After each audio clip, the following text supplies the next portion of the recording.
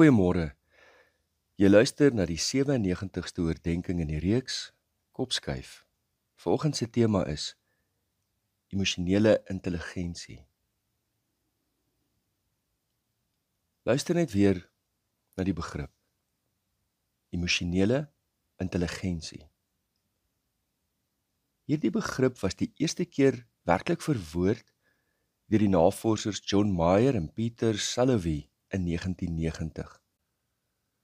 Maar Daniel Goleman het in 1995 eintlik eers die begrip wêreldwyd bekend laat raak. Goleman het uit die staanspoor gesê dat emosionele intelligensie 'n belangriker aanwyser is vir sukses as IQ. Wat presies word bedoel met emosionele intelligensie? Wanneer jy begin oplees oor hierdie onderwerp, dan sien jy dadelik dat dit in die rigting wys van 4 of 5 belangrike komponente wat emosionele intelligensie uitmaak, naamlik selfbewussyn, selfregulering, motivering, empatie en sosiale vaardighede. Kom ons praat eerstens oor selfbewussyn of selfkennis. Dit gaan daaroor om in voeling te wees met jou eie emosies, met jou eie sterkpunte, swakpunte, jou waardes en dryfvere. Is jy bewus van hoe jy voel binne bepaalde omstandighede? Is jy bewus van jou emosies oor 'n langer tydperk binne verskillende omstandighede? Weet jy wanneer jy naby aan breekpunt is? Onderdruk jy en ontken jy jou eie emosies? Of werk jy op 'n sinvolle, bewuslike manier daardeur? Is jy met ander woorde in voeling met jouself? Selfregulering verwys na jou vermoë om jou eie emosies op 'n gesonde, konstruktiewe en produktiewe wyse te bestuur, te reguleer. Jy het beheer oor jou emosies. Tree met integriteit en voorspelbaarheid op. Jy ervaar jouself as betroubaar, aanpasbaar, kreatief en ontvanklik vir nuwe idees. Jy hanteer stres en spanning op 'n konstruktiewe wyse.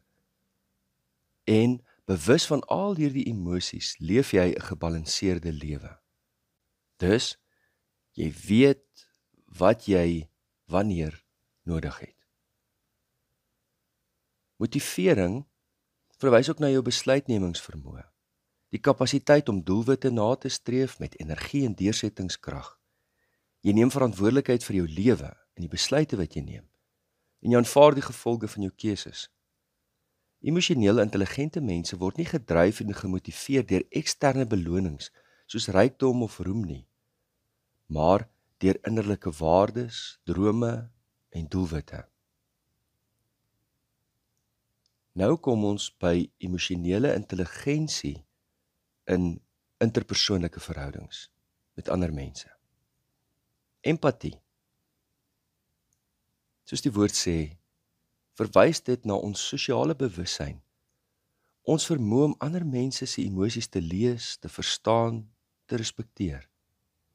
Dit gaan daaroor om ander mense se perspektief te begryp, jouself in hulle skoene te plaas en te verstaan waarom hulle reageer soos hulle doen.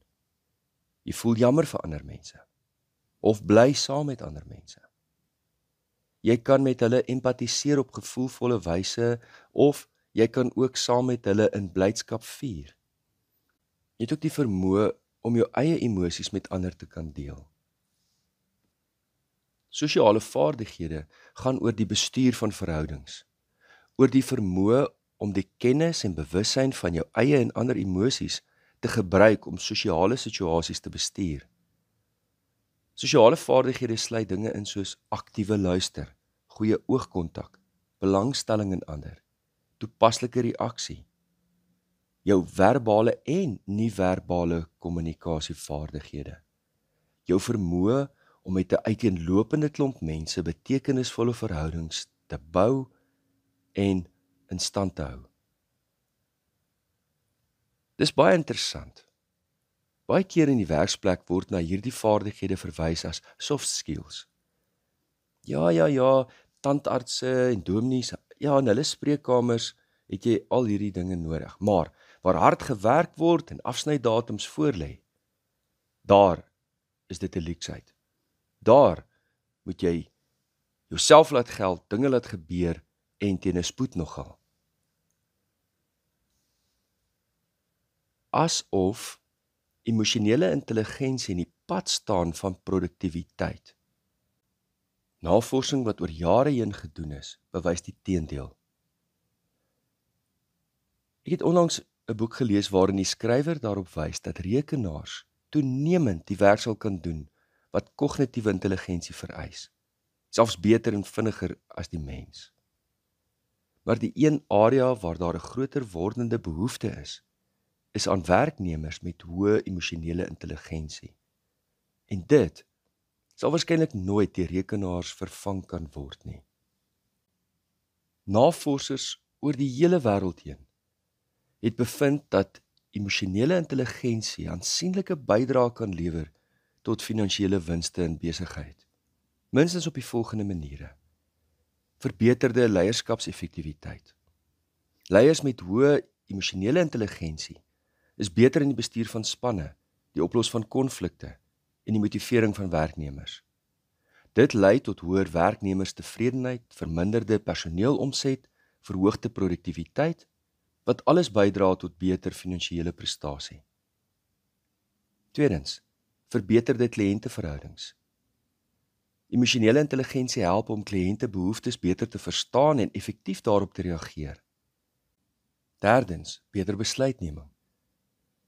Emosionele intelligensie behels die vermoë om emosies te bestuur en rasionele besluite onder druk te neem.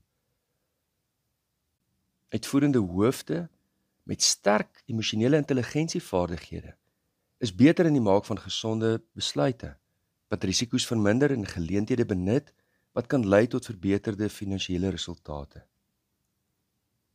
Vierdens, doeltreffende onderhandeling en konflikoplossing. Vyftens, innovasie en aanpasbaarheid. Sestens, verminderde koste. In maatskappye waar werknemers hoër emosionele intelligensie het, is daar beter werksverhoudinge wat lei tot minder afwesigheid en minder ontevredenheid onder werknemers. Beter interpersoonlike vaardighede lei ook tot minder regsgeskille en werkplekkonflik. Laastens, handelsmerkreputasie en markposisionering. Maatskappye wat bekend staan vir hulle emosionele intelligensie, lok veel eerder toptalent en loyale kliënte. 'n Positiewe reputasie sorg vir etiese gedrag, empatie en integriteit. En dit kan in 'n mededingende mark 'n maatskappy in 'n ander liga plaas as soortgelyke maatskappye. Luister nou net na my vanoggend. Hierdie reeks gaan oor ons brein, ons gedagtes en hoe dit ons bestemming beïnvloed. En nou praat ek oor maatskappye en winste. Hoekom doen ek dit? Ek wil hierdie voorbeeld gebruik om vanmôre te sê, selfs daar waar mense dink emosionele intelligensie is die minste nodig, vorm dit die hartklop van organisasies. Hoeveel te meer in verhoudings, in huislike omstandighede, in gemeentes, in skole, in ons gemeenskappe. En die wonder daarvan, anders as IK wat op 'n redelike vaste punt aangedui word, is daar ruim moontlikheid vir ons om ons emosionele intelligensie te verhoog. Kom ons bid saam. Hemelvader, in 'n wêreld vol konflik, vol dagvaardigings, vol oorloë, vol afskryf en haat, bid ons dat U ons harte so sal verander, dat ons emosioneel meer intelligent sal wees, dat ons gedagtes sal gebruik om na te dink oor ons eie welstand, maar ook oor die welstand van ander, hoe ons lewens ander mense affekteer. Help ons Here om by onsself te begin en elke dag weer vir U te vra om ons lewens, ons gedagtes, ons emosies nuut te maak.